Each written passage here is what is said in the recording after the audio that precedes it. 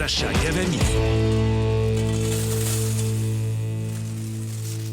Bienvenue dans ce 10e épisode de la saison 2 du podcast Les Compteurs avec FX Bénard et Sacha Gavami. Salut Sacha. Salut FX. Avant d'y aller avec les sujets, je veux vous remercier. Vous avez été... Il y a eu 4100 écoutes lors du dernier podcast. C'est fou, un sommet pour le podcast Les Compteurs. On est content que vous soyez là. Je sais qu'on a une petite pause de 2 semaines, mais là, on vient en force d'ici le 1er juillet. On va tenter d'avoir des balados, au moins un à chaque semaine. Ouais. Avec des sujets pour mettre la table pour le repêchage, les joueurs autonomes qui s'en viennent. Il y aura la finale de la Coupe Stanley qui va commencer également mercredi soir. Avant d'y aller avec les sujets, à ce temps-ci de l'année, là, on a vu avec les Alouettes, là, on a officialisé, on a retranché des gars, on a libéré des joueurs. Comment ça se passe de ton côté avec tes clients? Est-ce que ça a bien été ces derniers jours? Puis le début de la saison dans la Ligue canadienne qui s'en vient? Oui, ça a bien été. Je pense que au niveau des coupeurs, j'ai eu peut-être 2-3 gars qui ont été mis sur l'équipe de pratique dans leur équipe respective. Ouais. J'ai eu deux joueurs libérés sans équipe de pratique pour l'instant, qu'on regarde pour des contrats. Fait que, tu sais, pour vrai, moi, j'étais bien content. Là. Des joueurs aussi qui ont connu des bons camps. Je pense à Sean Thomas Erlington, qui a, pas de surprenant. Moi, je sais que Sean, c'est un excellent joueur, mais de le voir montrer sa valeur au point tel que les Alouettes peuvent se départir de Walter Fletcher. Ben ça a surpris beaucoup de monde. Ouais. Ben moi, ça me surprend pas tant. Non. Parce que Sean est excellent. Puis Hamilton, avant qu'il se blesse, il était running back partant. Puis même parmi les meilleurs porteurs de ballon de la ligue, juste avant sa blessure. Donc, il reprend au ILSC. C'est le fun qu'il peut avoir une chance là. Donc, des belles opportunités pour les gars à travers la ligue. Mais c'est intéressant parce que je sais que le Club du matin parlait avec Danny Machocha mardi matin. Et Danny disait que la discussion sur les porteurs de ballon avait duré 2 heures avec Coach Mass. Ouais. Puis il avait vraiment analysé tous les aspects pour décider qui gardait. Ouais. Et quand on lui a posé la question sur le premier match de vendredi, il a confirmé qu'il y aurait 2 porteurs de ballon et que Chance ferait partie de ces 2 porteurs de ballon-là. Alors déjà là, c'est une bonne nouvelle quand même pour ton client. C'est super. Vraiment, je suis content pour lui. C'était ce joueur qui a été repêché 8e ronde des Carabins à Hamilton. Ouais. A réussi à faire sa place dans l'équipe, devenu partant, blessure difficile, a connu des bonnes années à Hamilton, est arrivé à Montréal, joué beaucoup des bons rôles sur unité spéciale, porteur de ballon. Puis là, il y a encore une chance d'aller voir le plus de ballon. C'est une longue saison. Ouais. Tu sais, on met beaucoup d'importance sur les coupures avant le début de la saison, mais il y a tellement de changements qui vont avoir lieu durant l'année que tellement de blessés. L'alignement la semaine 1 versus semaine 19 est différent. Je sais que ça intéresse toujours les gens qui nous écoutent. Dans le cas de Mathieu Betts, encore de retour à BC l'an prochain, pas de changement. Ben, il est sous contrat à BC pour 2 ans. Et c'est un rouage important de l'équipe. Exact. Et je sais que plusieurs personnes souhaitaient le voir à Montréal. Il y a eu des pourparlers à Montréal quand il a été coupé de Détroit. Ouais. Mathieu, ça reste qu'il y a un attachement avec BC, une équipe qui lui a fait confiance après ses années à Edmonton. Et il souhaite gagner une Coupe Grey avec les Lions. Donc, il est là. Puis... Mais j'ai hâte que ça commence. Ça commence vendredi. Une nouvelle saison dans la Ligue canadienne. Une grosse saison. Davis Alexander qui prend les rênes de l'équipe. J'ai hâte de voir ça aussi. Ouais. Fait que beaucoup de choses intéressantes. Mais quand on dit que les choses peuvent changer vite, là, Davis Alexander, il y a 2 ans, il n'était pas du tout nécessairement comme étant le gars en question qui allait nécessairement prendre la relève comme le carrière partant quelques années plus tard. Puis on s'est quand même départi d'un gars, en Cody Fajardo, qui avait remporté la Coupe Grey, joueur par excellence, pour donner la place à Davis Alexander. Écoute, si Caleb Evans ne s'enfarge pas l'année passée dans un match à la maison, puis qu'à la mi-temps, Mass décide pas de changer ça, puis d'envoyer Alexander, peut-être qu'Alexander n'aura jamais joué un match partant encore. Mais c'est une belle histoire. C'est une super histoire. Il avait été excellent quand il avait pris la relève. Exact. Puis je pense que c'est un joueur qui... faut être indulgent. Moi, je dis aux gens, là, la Ligue canadienne, c'est pas comment tu commences, comment tu finis l'année. Puis je serais pas étonné qu'en début d'année, Alexander ait peut-être en anglais, on dit des growing pains. Ouais. Et qu'après ça, on voit comment il s'ajuste. Donc, à suivre. Mais j'ai hâte de voir quand même. Il y a un bon groupe de receveurs à Montréal. Puis on parlait des porteurs de ballon. Première saison comme partant de Davis Alexander. Super défensif comme à l'habitude avec Danny Machocha. Alors j'ai quand même hâte de voir avec la saison qui va commencer vendredi. Une série, elle, qui commence mercredi soir, c'est Oilers contre Panthers. Écoute, j'ai plein de sujets. Je vais quand même commencer sur tes impressions de voir les Oilers et les Panthers en finale. C'est une 2e année de suite. L'an dernier, les Oilers s'étaient inclinés en 7 matchs avec McDavid qui avait mis la main sur le joueur le plus utile des séries. malheureusement, dans l'équipe perdante. C'était pas arrivé depuis Jean-Sébastien Giguère comme gardien de but. Je pense en 2003, de voir un joueur comme ça mettre la main sur le trophée Conn Smythe dans une course perdante. Mais à quoi tu t'attends comme... dirais-tu que c'est les deux meilleures équipes qui s'affrontent à nouveau en finale? Oui. Tu sais, moi, c'est une finale, je pense, rêvée. Oui, ça fait drôle d'avoir la même finale 2 années de suite, puis certains diraient que c'est un peu plate, entre guillemets, mais avec le niveau de hockey que ces deux équipes-là jouent, c'est fantastique, tu sais. Les Oilers, tu regardais leur série contre, mais tout le long de leur parcours, mais surtout contre les Stars, ça jouait, là. C'était back and forth, back and forth, back and forth. Puis la Floride, tellement une équipe complète, tellement une équipe profonde, 4 trios, 6-7 def, gardien de but, je dis, ils n'ont pas de faille. Non. Mon joueur préféré en ce moment, McDavid, ça reste excroyable, mais je dis en ronde, je suis en train de tomber en amour, perdre toute rationalité avec Sam Bennett. Moi, Sam Bennett, je commence à perdre tout sens de la raison comme joueur. Puis je pense qu'il amène tellement de hargne dans une équipe en série. Fait que ça va être à suivre. J'allais voir ses statistiques en série cette année parce que je me disais, il me semble qu'il a marqué 10 buts. Mais ouais, c'est 10 buts, 6 passes, 16 points en 17 matchs, Sam Bennett. C'est tout un joueur de hockey. Il est bâti pour les séries. Il est bâti pour les séries. C'est pas un joueur nécessairement flashy en saison régulière. C'est pas un gars que tu vas remarquer tant que ça. Mais en séries éliminatoires, quand ça va compter, un Sam Bennett fait toute la différence. Il amène tellement à cette équipe-là. Fait que je trouve ça vraiment, vraiment le fun à voir. Fait que non, une belle finale. Puis, juste parenthèse pour ceux qui nous écoutent pour aujourd'hui. Je m'excuse pour ma voix. La garderie est en train de gagner une guerre contre moi cette année, là. Et je vais la perdre, la guerre. J'ai accepté. Mais je suis malade et je parle beaucoup du nez aujourd'hui. Fait que je m'excuse. Correct, mais je tiens à le préciser parce que les gens peuvent écouter et dire, voyons, qu'est-ce qui se passe avec Sacha depuis 2 semaines. Mais c'est pas ma voix normale. Mais ça reste que on va passer à travers. Ah, je comprends. Ouais. Ben, sérieux, je sais pas les virus qui se sont passés cet hiver, mais j'ai été plus malade qu'avant.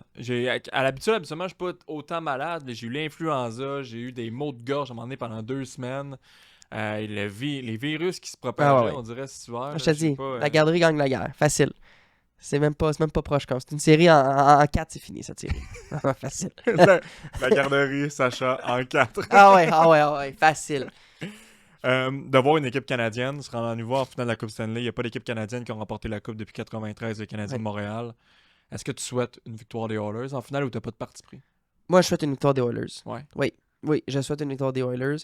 Oui, l'équipe canadienne, mais j'aimerais vraiment... Tu sais, McDavid, c'est un leader.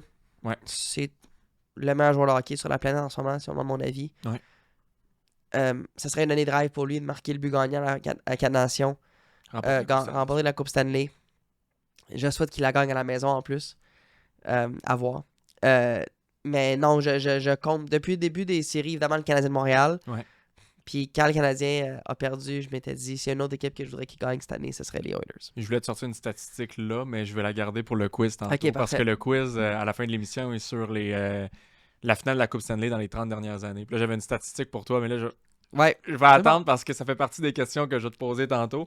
Mais on parlait de Connor McDavid, ça serait sérieux, j'y souhaite vraiment de mettre la main sur la Coupe Stanley. Il mène tellement, par exemple, sur la glace. C'est fou comment il est électrisant, puis il monte l'équipe, il amène l'équipe vers le haut, c'est vraiment impressionnant ce qu'il fait. Chez Mathieu Blanchard, joaillerie, ils font les bijoux sur mesure, c'est la fête des pères qui s'en vient bientôt. Les gars, les filles, si vous nous écoutez, vous avez envie de faire un cadeau à votre père ou encore à votre mère, c'est des bijoux sur mesure, c'est super simple, ils créent des pièces uniques, ça peut être minimaliste ou spectaculaire, ça peut être vis-à-vis tous les budgets. Ça peut se faire à distance ou encore sur place du côté de Granby. Je vous lance l'invitation. Mathieu Blanchard, joaillerie. Question de pouvoir vous gâter, vous ou encore un de vos proches. Vous pouvez le faire. Ça amène une question. De ce que tu as vu du Canadien en première ronde, tu dirais que le Canadien est à combien d'années d'égaler un niveau comme celui des Panthers qui sont encore en finale pour une 3e année de suite? Avant ça, c'était Tampa pendant 3 années de suite. Ça fait 6 ans que la Floride est présentée en finale. Et une équipe comme les Oilers d'Edmonton. Est-ce que le Canadien est si loin d'atteindre ce niveau-là, selon toi? Tu es toujours à une ou 2 décisions, je crois, d'atteindre un niveau similaire. Ça prend des bons repêchages, des bonnes transactions. Transactions, le Canadien, jusqu'à maintenant, ça va quand même bien à ce niveau-là. T'sais. Bon, il y en a eu des bonnes et moins bonnes. Kirby Dach, ça se peut que ça soit pas la meilleure transaction, dépendamment de comment ça a été. Newhook, je pense que c'est correct. Mais je pense d'ici 3 ans. 13 ans, ouais. Je pense de laisser le temps à des jeunes de se développer, laisser le temps à des équipes de maturer. Je pense peut-être même 2 à 3 ans. Je pense que c'est une fenêtre qui serait intéressante. Donner le temps à un gardien de but. Est-ce que c'est Montembeault? Est-ce que c'est Fowler? Qui va prendre les rênes? Aller chercher profondeur sur le deuxième trio, troisième trio. Mais je pense qu'au moins... on est sur la bonne voie. Ouais.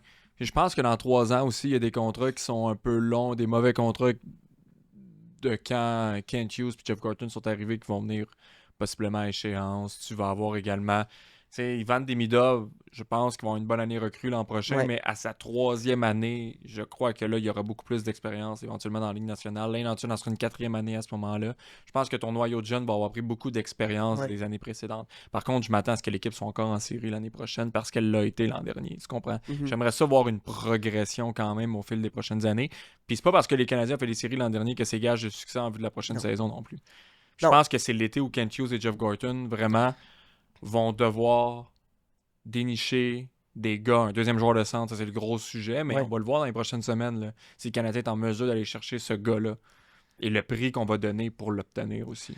Ça va être beaucoup dépendre de ça. Comme je dis, c'est le repêchage, mais le repêchage, ça prend plus de temps. Les transactions, les signatures, mais les signatures agents libres, c'est rare les équipes qui vont aller chercher le 1er juillet des joueurs. Tu regardes Nashville cette année. Puis, dans toutes les ligues professionnelles, c'est un peu similaire. Tu sais, les signatures d'agents libres, il faut faire attention. Ce n'est pas gage de succès automatique. Il y a une réflexion à avoir dans quel genre de joueur tu vas chercher puis quel rôle tu veux qu'il remplisse. Et il y a des signatures qui sont bonnes, mais il y a aussi des signatures qui... on essaie de monter une équipe qui sur papier fait du sens, mais la chimie, il faut qu'elle s'installe. Et c'est pour ça que quand tu repêches ou quand tu transiges, des fois, il y a comme une réflexion additionnelle qu'une transaction, c'est aussi un échange. Ouais. Fait que tu donnes un actif, tu donnes quelque chose en retour. Il y a une réflexion, je pense, qui rentre en jeu de s'assurer que c'est le bon fit. Des fois, agent libre, je n'ai jamais été DG, mais je crois qu'il y a aussi une réflexion de il y a une masse salariale, je dépense, j'ai un budget de temps, je vais dépenser. Et ça peut peut-être venir tromper un peu le type de joueur que tu vas aller chercher. Je trouve ça dangereux parce que la masse salariale augmente dans les prochaines années. Je trouve que c'est une avenue très dangereuse. Le 1er juillet. Oui, il y aura des joueurs très intéressants, mais comme tu l'as mentionné, regarde Nashville l'an dernier, on a signé des gros noms le 1er juillet, puis on s'est complètement planté. Et là, il y a déjà des joueurs qui voudraient possiblement quitter Nashville. Il y a un certain Jonathan Marchessault qui a dit notamment qu'il serait pas contre de venir jouer à Montréal. Mais lui, il reste 4 ans. Il était contre l'année passée. Je suis persuadé que les Canadiens lui ont fait une offre l'an dernier. Là. Ben, en fait, mais ça n'a pas été annoncé, ça? Je pense que ça a été annoncé, justement. Mais dans son cas, il resterait 4 ans, quand même un gros salaire. Je pense pas nécessairement que c'est le genre de joueur que le Canadien va s'intéresser pour aller chercher. Puis souvent, ça arrive, première année, ça va moins bien quelque part. Le Canadien revient dans les discussions. Dans ce temps-là, je suis moins preneur. Ben, c'est que c'est même pas personnel. Je veux dire, il y a eu une décision à prendre. Il a décidé d'aller à Nashville pour X, Y raison. C'est bien correct. Ouais. De dire qu'il serait ouvert, je pense qu'il n'a jamais été fermé à jouer à Montréal. Je suis pas dans ses souliers. Non. Mais effectivement, comme le Canadien, comme si tu as encore un fit, si tu as encore quelque chose qu'ils recherchent, il est sous contrat déjà à Nashville. Fait que c'est même pas quelque chose qu'ils vont considérer. T'sais. Fait que, bref, à suivre. Je le disais tout à l'heure, mais 6 finales de suite pour la Floride. En finale de la Coupe Stanley, il y a eu Lightning 2020, 2021, 2022. Là, maintenant, on a les Panthers de la Floride 2023, 2024, 2025. On le sait, la Floride, c'est un État où tu ne payes pas de taxes. Quand tu vois la domination de la Floride, l'État de la Floride dans l'Est, est-ce que tu trouves qu'il y a une certaine injustice par rapport à d'autres équipes qui, eux, doivent payer des taxes ou, tu sais, je prends les marchés canadiens, par exemple, comme Montréal, Toronto, peu importe. Trouves-tu que ça représente un avantage, justement, pour ces États-là, d'avoir des équipes comme celle-là? Ou... Non. Non? Je veux dire, oui, il y en a un avantage financier au niveau de l'impôt, puis... mais je pense qu'il y a des avantages aussi d'impôt jouer au Canada par moment, puis on peut y revenir. Ouais. Mais non, puis... J'avais vu le débat que Biz avait eu avec Anson Carter sur TNT. Ouais. Puis le point d'Anson Carter était bon. Il dit est-ce qu'on disait ça quand la Floride était poche? Parce que pendant combien d'années est-ce que les Panthères étaient poches? Ils ont été pourris longtemps. Là. Longtemps, là. À ce que je sache, l'impôt au Canada a toujours été plus élevé qu'en Floride. C'est clair. Bon. Moi, on n'a pas vu d'équipe canadienne remporter la Coupe Stanley depuis 1993. Non, on a vu des équipes participer. On a vu les Devils de New Jersey. On a vu les Ducks d'Anaheim que la Californie, ça ressemble au Canada. Ouais. On a quand même vu des équipes canadiennes se rendre très loin. Les Rangers de New York, ça a toujours été une équipe qui dépensait beaucoup. L'État du New York. Ouais. Comme. Il n'y a pas de débat. Faire attention. Et oui, quand tu regardes les pour et les contre, je pense que dans un des épisodes, on avait parlé. Ouais. Quand tu regardes les pour et les contre, quand tu signes avec une équipe, l'aspect financier clairement rentre en jeu. Puis c'est surtout l'argent après impôt qui va être regardé. Fait que, qu'est-ce que je gagne au niveau brut, qu'est-ce que je gagne au niveau net? Il y a toujours un calcul à faire, là. Parce que le niveau brut, c'est plus pour flasher. Hey, c'est un joueur qui gagne 10 millions par année. On met 10 millions en Californie et pas la même chose que 10 millions en Floride, au Texas. Fait que l'argent net. Mais il y a aussi des avantages intéressants de jouer dans d'autres marchés. Puis, je pense que quand tu compétitionnes dans le sport, t'as des pour et des contre, t'as des forces et des faiblesses. Ça vient avec la nature du sport. Mais c'est la même chose pour les marchés. De faire une masse salariale ajustée selon le taux d'imposition, moi, je suis pas nécessairement d'accord parce que je trouve que c'est comme, dans ce cas-là, ben, on va faire des ajustements pour tous les enjeux autres qui existent. Comme taux de criminalité. Ouais. Tu sais, dans des familles, il y a des États que le taux de criminalité est beaucoup plus haut que si tu restes au Québec. Ben, ça rentre en jeu. L'accès aux soins, l'accès à l'éducation, plein de choses, le transport, bref. Les États, la vie, t'as des pour et des contre partout où tu vas. Fait que, pour moi, la masse salariale, faut faire attention de comment tu joues avec, parce qu'il y a des joueurs que eux, faire un peu moins d'argent pour jouer dans un marché canadien, ça les dérangera pas. Fait que cette équipe-là n'aura pas nécessairement eu besoin d'avantages financiers. Puis si le joueur veut juste aller chercher un million de plus dans ses poches par année, ben tant mieux, il va aller choisir un État qui va lui permettre ça. Ben, ça fait partie de la game. Je trouve ça, puis je me rappelle un peu le discours de certains joueurs des Panthers, Marchand, Katcha, qui est même Paul Morris, l'entraîneur. Quand les Panthers ont éliminé les Leafs en ces matchs, puis on disait pauvre Maple Leafs, c'est la pression d'un marché canadien et tout ça. Il y a des joueurs qui carburent à la pression d'un marché. Je peux pas croire qu'il n'y a pas des joueurs qui carburent à évoluer dans un marché canadien où la pression est là, le spotlight est là, que d'aller jouer dans un marché comme la Floride où tu fais une parade de la Coupe Stanley puis il y a personne quasiment qui te reconnaît. Mais, tu comprends? Tu sais, les Leafs, là, c'est-tu la cause de la pression du marché canadien ou c'est la lourdeur de toujours... Puis là, je suis pas psychologue, hein, mais il doit avoir un impact psychologique d'avoir perdu dans des moments importants souvent et que plus que tu avances avec ça, plus que ce bagage-là devient important. Ça me fait penser aux Sharks San Jose. Ouais. C'est drôle. Ouais. Sharks San Jose, c'est pas la pression du marché canadien. Ils gagnaient pas plus en série. Non. Il y avait les meilleurs clubs en saison. Ils arrivaient en série, ça gagnait pas. Je trouve que la situation, moi, des Hurricanes me fait penser à celle des Sharks de San Jose. Les Hurricanes ont quand même une équipe qui a participé en finale de conférence très souvent les dernières années. On est une équipe compétitive depuis que Rob Brennamour est l'entraîneur-chef. On n'est pas en mesure d'atteindre le prochain niveau et d'atteindre la Coupe Stanley et tout ça. Moi, là, je trouve que la situation des Hurricanes me fait beaucoup penser à celle des Sharks de San Jose. Moi, je pense que Toronto, l'enjeu qu'ils ont, c'est qu'il y a un bagage psychologique très fort qui est installé. Puis il y a un doute qui sème. La performance au match numéro 7, ouais. Il y a de quoi psychologique. Il y a de quoi qui arrive dans la tête que les gars sont comme ça marche pas là. T'sais, fait que je suis pas prêt à dire que c'est le marché canadien. Il y en a qui carburent à cette pression-là. Il y en a qui carburent à cette je veux dire, quand tu représentes le Canada aux Olympiques, c'est de la pression en tabarouette là. Mais ça. Puis comme la dernière fois j'ai vérifié, Canada faisait quand même pas pire. Ouais. Fait que j'ai de la misère avec ça. Je pense que oui, des fois, tu as des avantages d'être moins scruté. Mais en même temps, les joueurs, les meilleurs athlètes de tous les temps sont ceux qui carburaient à la pression puis qui se levaient quand il y avait des attentes de gagner. Dans tous les sports. Dans tous les sports. Des Jordan, des Brady, des Lemieux, des Gretzky. Je veux dire, c'est des joueurs qui se lèvent quand ça compte. Fait que j'embarque pas là-dedans, moi. Vraiment pas. Sur le règlement, un peu aussi du fait que quand on regarde les dernières années, là, comme les Panthers, je regardais en finale de conférence la masse salariale des différentes formations. Puis les Stars, les Panthers et les Oilers avaient la plus grande masse salariale de la Ligue nationale à ce moment-là. Le Hurricane, c'était loin derrière, 20 millions derrière. Mais ça, on peut mettre ça aussi sur le Coran Tannen, le fait si on l'avait signé, on serait bien plus haut dans la liste et tout ça. Mais quand tu regardes ça froidement, puis ont dépassé la masse de quand même beaucoup. Est-ce que mettre un joueur sur la liste des blessés à long terme, vers la fin de la saison, avant la date limite des transactions pour acquérir d'autres joueurs, ça devient un avantage qui se démarque un peu trop pour des équipes éventuellement qui vont remporter la Coupe Stanley. Le Lightning l'a fait, Kucherov qui avait raté, mais lui, c'était l'année complète. Là. On mettait des joueurs sur la liste des blessés à long terme. Mark Stone, on l'a vu l'année où Vegas a remporté la Coupe. Cette année, Matthew Tkachuk était sur la liste des blessés à long terme. On a amené Brad Marchand, on a cherché Seth Jones. Le sort de la liste des blessés à long terme, on dépasse complètement la masse salariale. Est-ce que pour toi, est-ce que la Ligue nationale est rendue cette nouvelle mode-là de faire ça pour pouvoir mettre la main sur des championnats? Oui. Ben, je sais que ce débat-là revient souvent. On peut ne pas aimer le règlement, mais le règlement existe. Exact. Ça reste que, tu sais, avant d'aller à Londres, on en parlait, puis je te demandais combien de matchs minimum faut que tu manques si tu es sur LTIR, puis c'est 10 matchs. 10 matchs.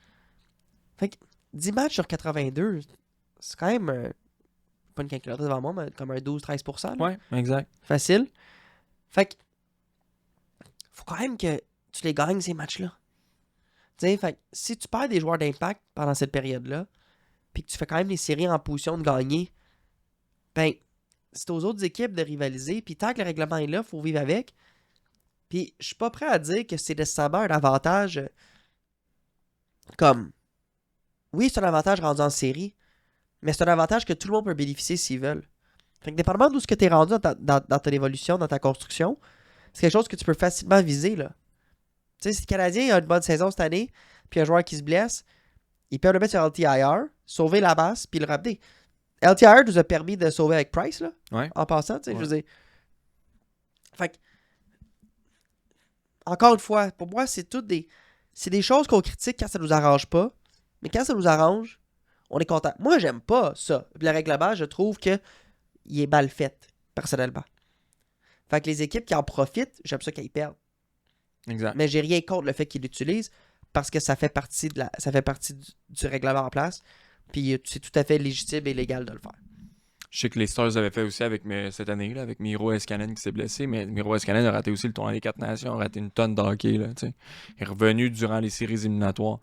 Le règlement est mal fait, mais je pourrais pas empêcher une équipe qui est en séries éliminatoires, s'il y a un de leurs joueurs vedettes qui a raté une vingtaine, trentaine de matchs et qui est prêt à revenir, de ne pas les laisser reprendre ce joueur-là dans leur alignement parce que il était salé des blessés à long terme, mettons, après la date limite des transactions. Exact. Maintenant, moi, ce qui ferait du sens, c'est qu'en série, la masse salariale s'applique comme en saison. Puis là, ben, si tu amènes un LTIR, tu libères de la place sur la masse pendant cette période-là, j'ai pas de problème. Mais quand il revient, il faut que tu libères de la masse ailleurs. Puis comment tu fais? Avec des contrats garantis, c'est ça qui devient difficile. Fait que c'est quelque chose que je pense que la Ligue va se pencher ou s'est déjà penché dessus avec les directeurs généraux. Mais moi, j'aime pas le règlement, mais je respecte les équipes qui le font. Puis je vous le dis tout de suite, ça se peut très bien que le Canadien soit dans cette position-là dans 2-3 ans. Là. Ben oui. On va l'aimer quand ça va avantager le Canadien de Montréal. Quand Juraj Slavkovski à 7.7, 7.6 va se ramasser sa liste des blessés à long terme, va revenir pour les séries éliminatoires, je pense pas qu'il y a personne qui va se plaindre. Là. Non. Puis qu'au deadline, on va aller chercher quelqu'un à ce prix-là. Finir l'année. Non, ça va être... on va être très content. On parlait des Maple Leafs tantôt, Mitch Marner.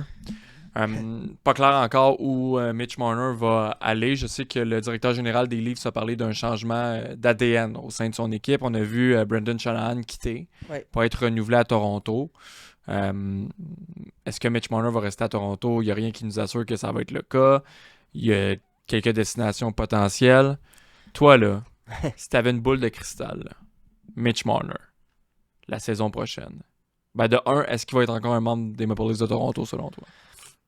Non. Il ne le sera pas. Deuxième. J'ai texté ça à des chums quand les Leafs jouaient et qu'ils perdaient. Je veux dire quelque chose de peut-être un peu grossier, mais Mitch Marner, le plus gros problème qu'il représente, c'est qu'il a le leadership d'un joueur de deuxième trio. Il est au niveau du plan de leadership et de prestance, c'est un joueur secondaire, mais avec du talent de premier plan. Le problème avec les Leafs, c'est qu'il est mis de l'avant comme un joueur qui doit être un leadership de premier plan et il ne l'a pas en lui. Tu sais, on le regarde juste par ce qu'il dégage, sa prestance. C'est pas ce joueur-là. Il a donc besoin d'aller dans une équipe qu'il y a du leadership fort autour où une équipe où ce que la pression est très basse. Ou est-ce qu'il n'y a pas d'attente. Fait que moi, je l'imagine avec une équipe, je veux dire quelque chose comme genre Pittsburgh. OK. Ou est-ce qu'il ne sera pas vu comme la personne qui doit montrer l'exemple? Tu sais, Mitch Marner, sa job doit être de se concentrer à produire. Ouais. Pas lui qui doit être vu comme le leader de l'équipe. Mais c'est qu'à Toronto, il n'y a pas ce leadership-là. Autant Matthews que Tavares, que Nylander, t'as pas une prestance d'un Crosby, ou t'as pas la prestance d'un McKinnon, ou t'as pas la prestance d'un McDavid. Fait qu'un Marner, entouré de joueurs comme ça, j'y crois beaucoup.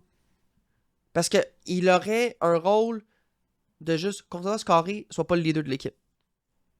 Mais c'est qu'au salaire qu'il va gagner, il va être vu comme la personne qui doit toujours être le leader. Mais non, faut distinguer comme... C'est comme un personnage de... Mais il va être probablement le mieux payé dans l'équipe, là. Ouais. Fait que c'est pour ça que c'est compliqué. Parce que sinon, tu peux l'envoyer au Utah. Ou au Kraken. Ben, moi, je le voyais, ouais. Je le vois beaucoup. Je trouve que ce serait un bon fit au Utah.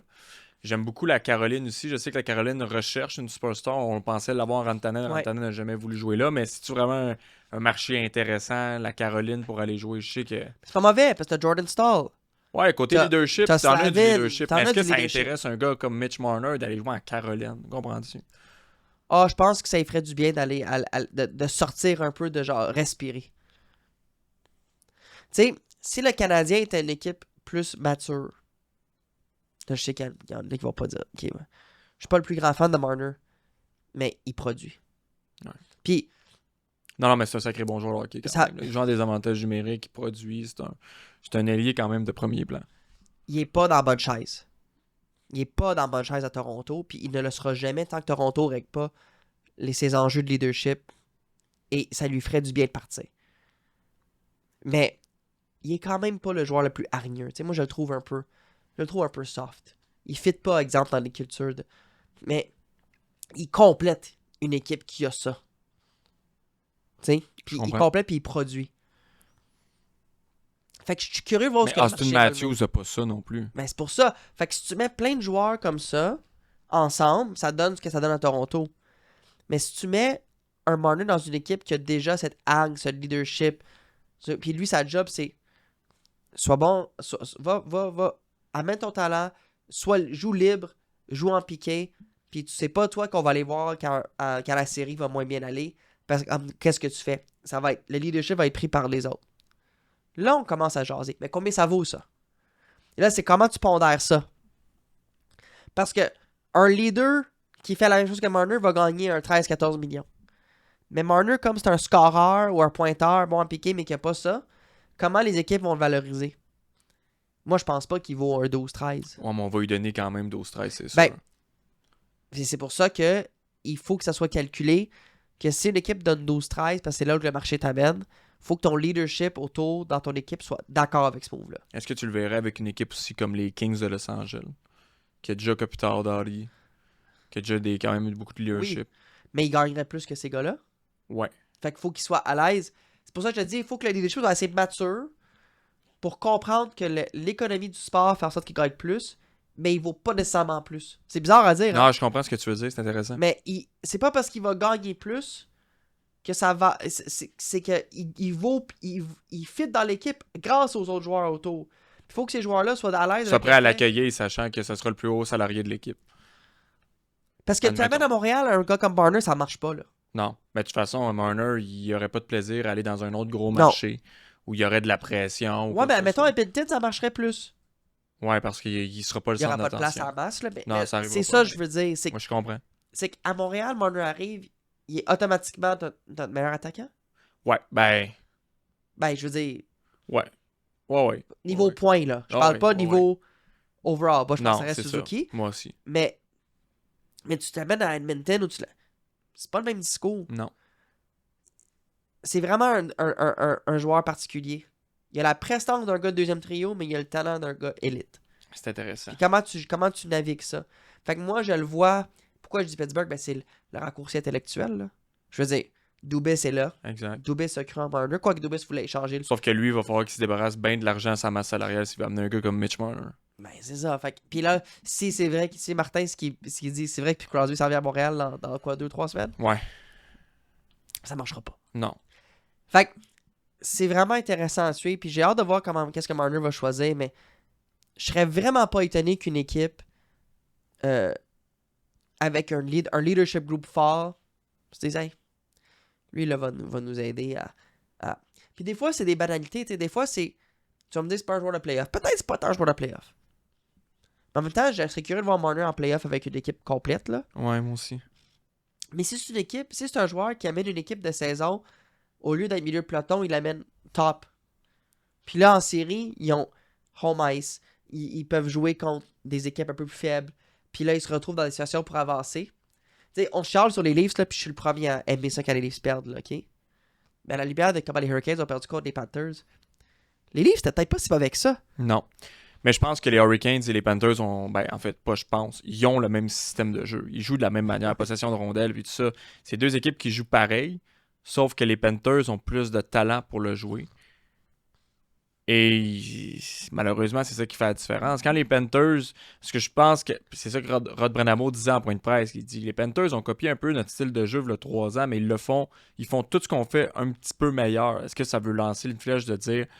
Ils font mieux parce qu'ils ont les joueurs pour le faire mieux que nous ici en Caroline. Ouais. Mais c'est ça qui est difficile. Regarde, le jeu de Marner, c'est quoi le match numéro 5? Son espèce de tourniquet passe en zone neutre, il perd son gars en couverture. Match numéro 5. Je veux dire, comment tu fais un jeu de même? Mais après, tu vois... Non, mais le match numéro 5 et 7 a été désastreux pour Toronto. Ben oui, mais... Mais c'est pour vrai, ce qui est arrivé dans cette série-là, c'est le plus... On aurait écrit un scénario, là, Toronto, là, en série, puis ça aurait été exactement ce scénario en voulant dire comment tu peux te faire battre de la sorte à la maison, match numéro 5, aller battre les Panthers en Floride, revenir à la maison pour forcer un match numéro 7 et te faire planter de la sorte. Il faut dire que Toronto menait le match numéro 3 où il menait déjà la série 2-0. Là. C'est l'affaire la plus Toronto. Là. Fait que, je sais, il est tough à analyser ce joueur-là, mais il est pas le plus hargneux. Moi, je le trouve soft. Mais il est talentueux en tabarouette. Ben, il n'y a personne à Toronto pour l'élever vers le haut. Tu regardes autour, man, t'as un joueur comme ça, là, t'as une personne comme ça, tu regardes autour de toi, là. T'as Austin Matthews qui... Bon, il joue bien sur 200 pieds, c'est un bon joueur de hockey, là, don't get me wrong, mais il est pas... Il est pas... c'est pas un McKinnon, c'est pas un Crosby, là, en termes de prestance. Là. Non. T'as Tavares qui est...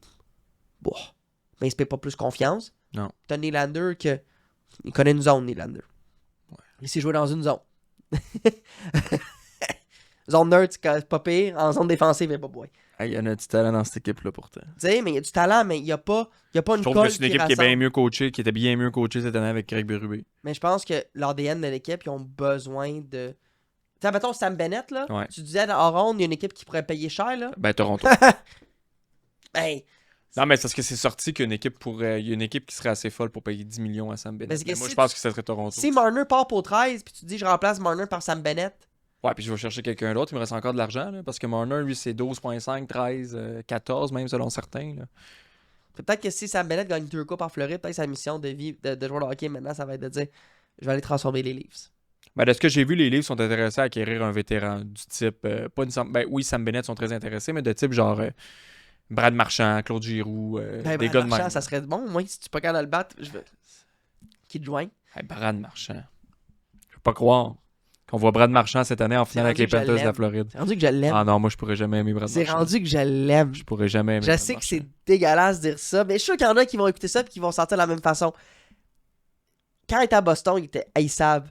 Puis là, quand tu le vois avec la Floride, tu le vois comment il est plus vieux avec les 4 nations. Comme, OK, c'est un rôle. Puis, il y a ce côté-là à mieux que s'il était avec les Canadiens, on le triperait dessus. On triperait dessus. Je respecte ça. Fait que bref, Marner à suivre, mais moi, c'est mon analyse de... Brad Marchand, serais-tu capable de le voir évoluer dans un chandail bleu-blanc-rouge? Ben oui. Pourquoi pas? Pourquoi pas? C'est des rôles. Je le sais. Moi, j'ai trop une haine envers... Hey, Boston l'a échangé. Ouais. Ils l'ont libéré. Ils l'ont laissé aller. Est-ce que lui jouerait pour le Canadien? Je pense pas. Non, jamais de la vie. Je pense pas. Fait que tu sais, c'est des débats un peu futiles, mais Pourquoi pas? J'ai d'autres rumeurs. Imagine un trio Brad Marchand avec Gallagher. Là, ça me rend heureux. Moi, quand je pense à Brad Marchand, je pense à la mise en échec de Piquet Souban dans la série éliminatoire. C'est à ça que je pense, directement. Ah ouais. Ok, je te lance des rumeurs aussi, ok? Vas-y. Ils sont sortis dans les derniers jours. Claude Giroux. Ouais. Son agent est censé discuter avec les sénateurs pour une extension de contrat. Son contrat vient à échéance le 1er juillet. Mais il y aurait des équipes, parmi les équipes intéressées à l'acquérir, si jamais il ne réussit pas à s'entendre avec les sénateurs, il y a le Canadien de Montréal. Claude Giroux, joueur de centre, droitier. Ben, il a joué à l'aile plus qu'autrement cette année, mais capable de jouer au centre, droitier. Intéressant pour le Canadien, Claude Giroux. Prendrait la place de Dvorak. OK. Potentiellement, en attendant de voir comment les jeunes se développent. Moi, je suis pas convaincu que nos jeunes sont prêts à prendre le rôle de troisième trio. Il y en a bien qui me disent Beck peut monter. Non. Attendons, là. Genre, je suis non pas plus. là. Comme, c'est quand même un trio qui a été important pour le Canadien en fin de saison puis en série. Je sais qu'il y a beaucoup de gens qui aiment pas Dvorak. Il a fait la job quand même avec Gallagher puis Anderson. C'était pas mauvais. Est-ce que ça peut être mieux? Oui. Est-ce que je pense que Claude Giroux serait mon choix numéro 1? Moi, je pense que c'est un plan B plus que d'autres choses. Là. Est-ce que c'est une option au centre du deuxième trio? Pour toi, si le Canadien se ramasse avec Claude Giroux, c'est. Je pense que ça veut dire qu'ils ont manqué de les coups. Ça peut arriver, mais ça veut dire que leur plan A, plan B n'a pas fonctionné. Marco Rossi, au Minnesota. Ouais. Mécontent de sa fin de saison, de son utilisation. Il était utilisé sur un 4e trio en séries éliminatoires par John Hines et le Wild du Minnesota.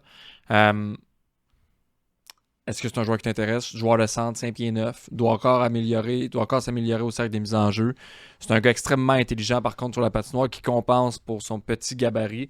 Mais encore une fois, c'est un petit joueur. Le Canadien a beaucoup de petits joueurs dans son effectif. Je sais pas si le Canadien peut se permettre une prise de risque, encore. Tu sais, un gamble comme Doc, un gamble comme Newhook. Ils l'ont essayé, ça. Ouais, et toi, là, tu veux du concret, là. Moi, je préférais payer un peu plus cher pour du concret que d'essayer de payer moins cher pour un risque à ce stade-ci pour le deuxième trio. Parce que ton risque, tu vas être automatiquement patient 2 ans, 3 ans pour voir s'il se matérialise. Ouais. Puis s'il se matérialise pas, tu vas devoir recommencer.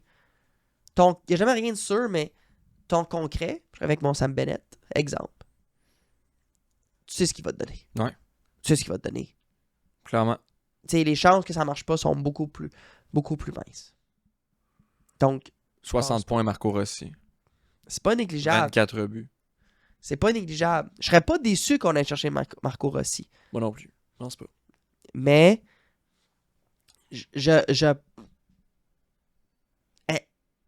expérience limitée en série, fin de saison un peu en queue de poisson avec le Wild, un plus petit joueur de centre.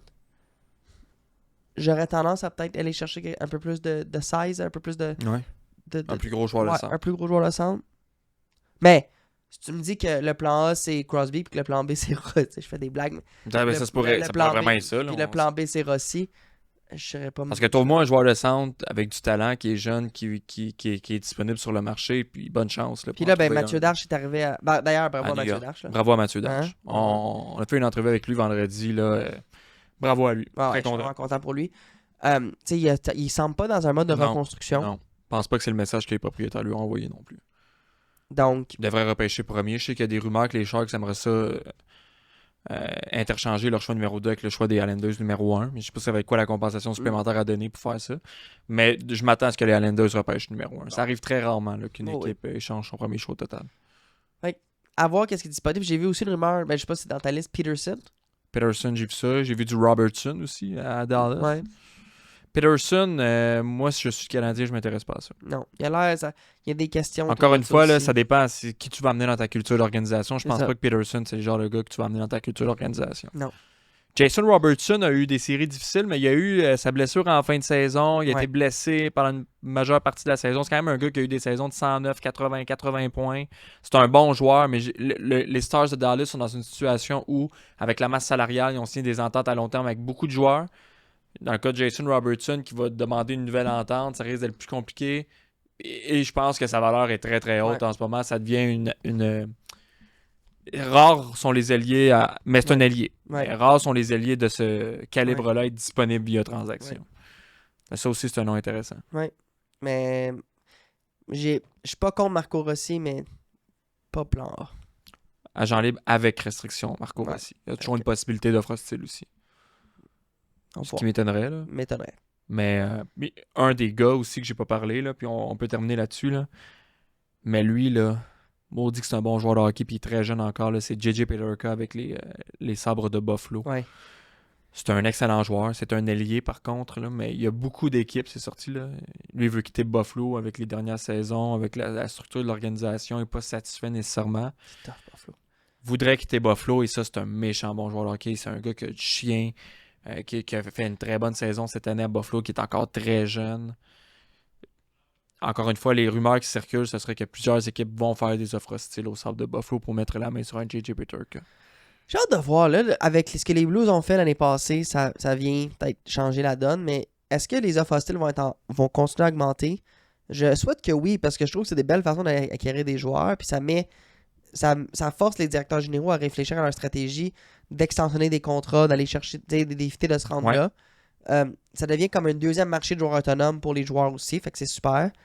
Fait que, écoute, c'est la première année qu'on va vraiment voir le nouveau management du Canadien à l'œuvre dans le marché des agents libres, puis voir qu'est-ce qu'ils vont faire. Ils sont en mode plus acheteurs qu'ils l'ont jamais été, fait que ça va être intéressant à suivre. Lâchez-nous pas, parce que les prochaines semaines, on va avoir beaucoup de stock pour vous autres. Là. On va avoir beaucoup de rumeurs, beaucoup de transactions. Il y aura beaucoup de signatures aussi le 1er juillet. Ouais, puis j'aimerais ça qu'on parle éventuellement puis pas juste avec moi, mais peut-être amener un invité qui peut en parler de façon plus intelligente.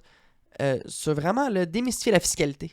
Très bon. Que les gens comprennent, comme on parle de l'État de la Floride, mais il y a des avantages fiscaux de jouer au Canada pour les Américains, des résidents américains. Ouais. Puis il y a des choses qu'il faut savoir. Fait que ça, je pense qu'en vue de la période des agents libres, on pourrait organiser ça. Si j'ai quelqu'un en tête qui pourrait venir avec nous, puis si la personne est disponible, je pense que ce serait une personne. C'est sûr qu'on fait ça. Juste avant le 1er juillet, je dirais. Ouais. Juste un peu avant. Je vais finir avec un quiz finale de la Coupe Stanley pour toi. Yes. 6 questions. Go. Je les ai placées selon moi de la plus facile à la plus difficile, mais ça dépend. Première question. Vous nous direz à la maison, vous avez eu combien? Essayez de répondre en même temps que Sacha. Là. Écrivez-nous, vous avez eu combien dans les commentaires sur YouTube. Première question. Depuis 2010, quelle équipe dans la LNH a remporté le plus de Coupes Stanley? Depuis 2010? 2010, incluant 2010. Oh, depuis 2010. Je vais dire Pittsburgh.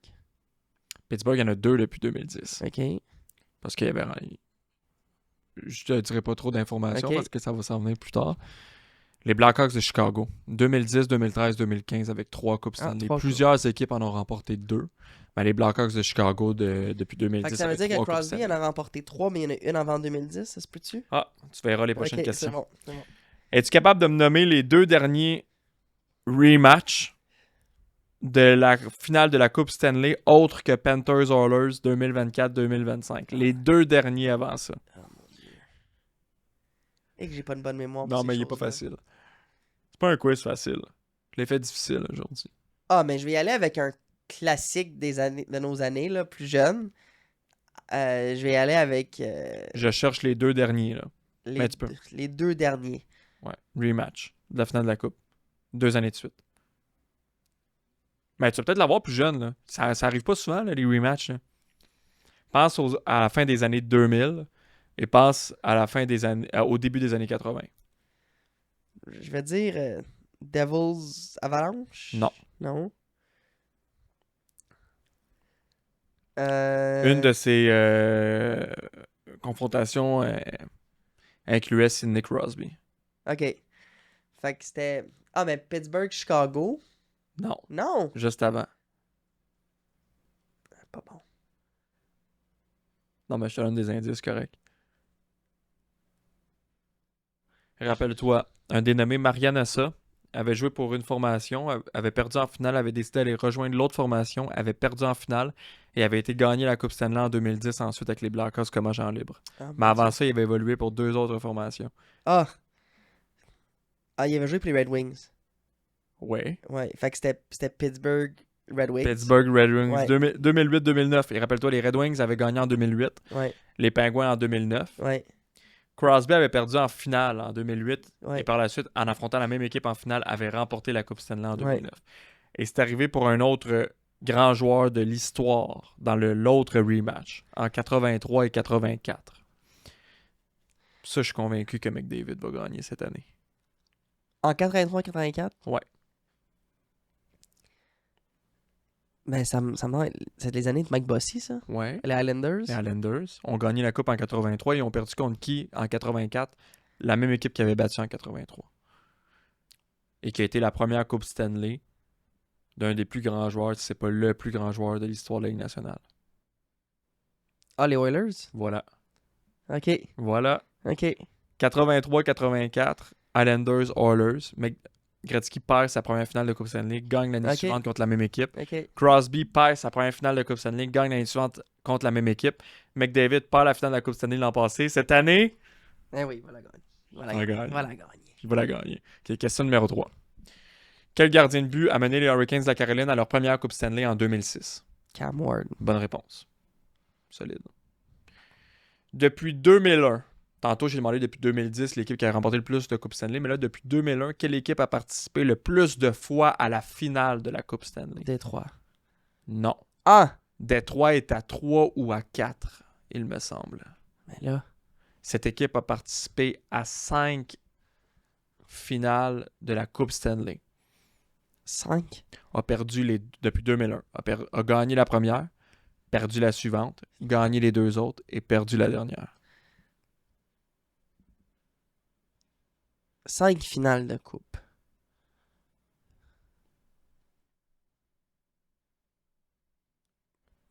L'Avalanche? Non. Je t'assure, c'était Détroit. C'est pas Pittsburgh. Non, mais Non. Pittsburgh est parmi des bonnes options quand même aussi. Ouais, mais Pittsburgh était pas bon au début d'année 2000. Même chose pour Chicago.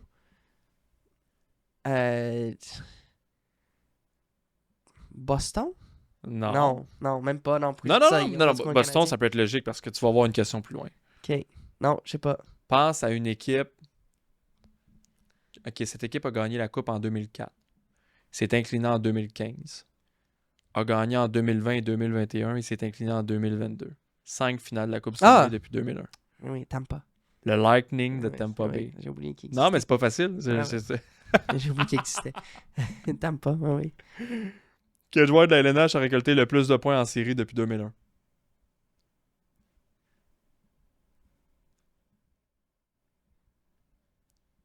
Le plus de points en série. Pense pas trop loin. Ben, pour vrai, je vais...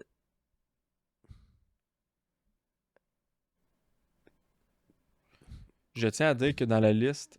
Crosby, bonne réponse. Avec 201 points. c'est C'est 21 points de plus que Malkin qui est deuxième. Kucherov 3 à 171. Marchand 4, 152. Ovechkin 5, 147. Mariano 6, 147. Joe Pavelski 7, 143. À égalité avec un gars qui a joué la moitié des matchs de toute la liste que je viens de te nommer, qui a une moyenne de points par match de 1,59. Connor McDavid, 143 points en 90 matchs de séries éliminatoires. C'est quand même fou.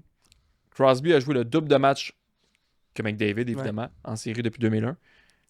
Mais McDavid n'est pas si loin il est pas loin de Sidney Crosby en termes de points en série. Non. Vraiment impressionnant. OK, et dernière question. Elle est tough. Mais en même temps, fie-toi à ta logique. Es-tu capable de me nommer les 5 équipes qui ont récolté le plus de victoires en série depuis 2001? Le plus de victoires en série depuis 2001. Tampa. Bonne réponse. Premier avec 123. Boston.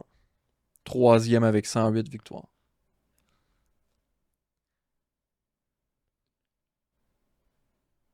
Chicago. Non. Non, ils n'ont pas fait assez souvent les séries. Détroit. Non. Hey, depuis 2001? Depuis 2001. Ah, wow. Colorado. Quatrième avec 101 victoires. Fait que là, j'ai dit... J'en ai 3 sur 5. T'as Lightning, Penguin et Avalanche. Il te manque la 3e et la 5e position. Dallas? Non. C'est une équipe canadienne? Non. 2 équipes américaines. Il y en a une qui a remporté la Coupe Stanley en 2011 et l'autre qui a jamais remporté la Coupe Stanley. Bon, on en a parlé tantôt. Les Kings de Los Angeles? Non. Non. 2011, mon Dieu. Qui a gagné la Coupe en 2011? C'était la coupe qui était comme cachée entre les conquêtes des Blackhawks, des Kings. Là. Oh, oui. Mais j'essaie de penser. On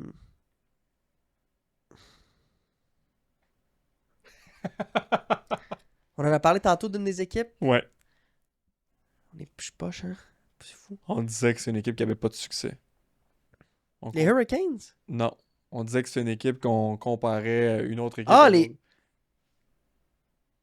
les Sharks? Les Sharks viennent au 5e rang avec 99 victoires en série. Les Sharks ont atteint la finale de la Coupe. Hein? Oui. En 2016 ou 2017, je pense c'est... Parce que je sais que les Preds ont été en finale contre les Penguins. Je pense que c'était en 2016 et par la suite en finale contre les Penguins en 2017. Et il te manque la 3e équipe, conquête en 2011. Lui qui avait remporté le joueur le plus utile des séries cette année-là, c'était Tim Thomas. Ah, Boston? Boston, 108 victoires. Boston est quasiment 2e. Tu sais, Boston a participé à... Je l'ai pas dit, Boston? Ça se peut, je sais pas. Ok, Boston. Boston quand même, 3 finales de la Coupe. Une victoire seulement en 2011, mais s'est incliné par la suite en 2013 et en 2019. Ouais. 2011, c'était contre Vancouver. Ouais. Ils perdaient la série 3-2. Ouais. Ils sont revenus de l'arrière pour battre les Canucks. Ouais. 2013, ils avaient perdu contre les Blackhawks. C'était pas facile. Non, je le sais. Rendu qu'au final de la Coupe, Canadien est plus là. Moi, l'été est arrivé. Passe à d'autres choses. Non, c'était pas facile. C'était vraiment pas facile comme quiz. On a du fun pareil. Très bon. Vous nous direz, vous avez eu combien à la maison, mais non, c'était pas facile. Mais t'as sorti Cam Ward, là. Mais oui, ça, je m'en souviens. Comme ça. Parce que ça laisse des marques, ça. Ouais. On était supposé de battre, c'est quand même cette série-là. Le Canadien menait quoi, 2-0? Ben oui, Gerber, il savait pas gauler dans cette série-là. Puis là, Cam Ward arrive, puis c'est gaulé. Ça change la série. Mais les Hurricanes ont finalement gagné la Coupe Stanley contre les Oilers. Ouais. En 7 matchs, je pense. Ben, je pense que les Hurricanes ont battu le Canadien en 6. Ouais. Ils ont remporté les 4 matchs. Le Canadien menait après la première période, je pense, quand Gerber s'est blessé après le début du 3e match. Cam Ward est arrivé, puis ça fait la différence. Puis ça fait de la différence. Un gros merci pour le 10e épisode. Merci à toi. Merci à tout le monde qui nous écoute. Comme tu disais au début, 4100 vues, c'est phénoménal. Ouais, continuez à nous écrire en commentaire. Vous pouvez mettre également des thumbs up, des pouces comme ça au podcast. Ça donne un peu plus de visibilité également. Un gros merci à toi encore une fois, Sacha. Merci à Fix. Puis on se retrouve la semaine prochaine pour un autre épisode du Balado Les Compteurs. On va être avec vous au moins encore pour un bon mois jusqu'à les joueurs autonomes. On va essayer de se rendre jusqu'à les joueurs autonomes. Ouais. Exactement. Un gros merci. Passez une belle semaine. Au revoir. Ciao. Les Compteurs avec Sacha Gavami.